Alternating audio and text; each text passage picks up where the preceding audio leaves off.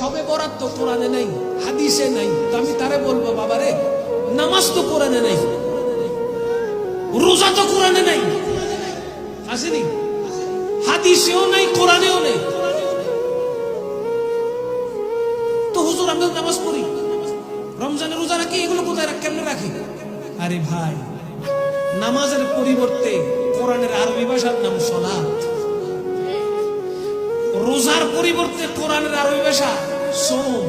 জোরে বলেন না সুবহানাল্লাহ। এগুলোর প্রতিশব্দ কোরআনে আছে। তো আমরা লাইলাতুন নিসফি মিন শাবান অথবা লাইলাতুল মুবারাকা এই দুই শব্দকে একত্রিত করে সবে বরাত বলতে তোমাদের শুনতে কেন? কথা বলেন ঠিক কি না? কদু যেই কথা, লাউ এই কথা, কথা বুঝছেন নি? কদু যেই কথা, লাউ সেই কথা। লাইলাতুল বরাত যেই কথা, সবে বরাত একই কথা।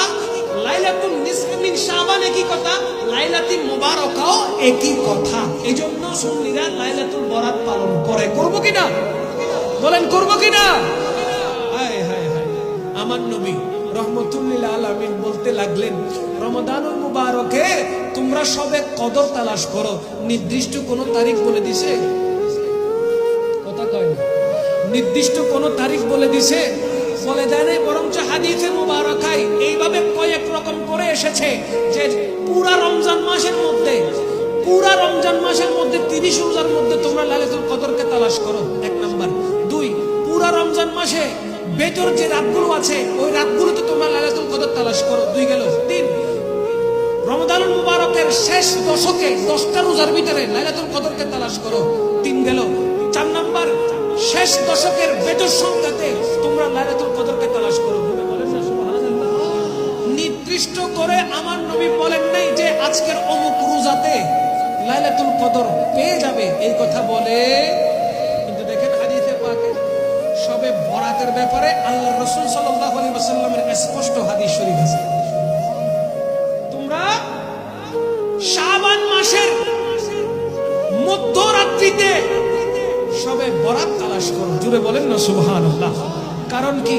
আল্লাহ পাক রব্বুল আলামিন উনার রহমত, আল্লাহর রহমত প্রথম আসমানে এসে সমস্ত বান্দাদেরকে আল্লাহ পাক বলে, কে আছো রিজিক তালাশ করছো, আমি আল্লাহর কাছে চাও, আমি রিজিক দিতে এসেছি।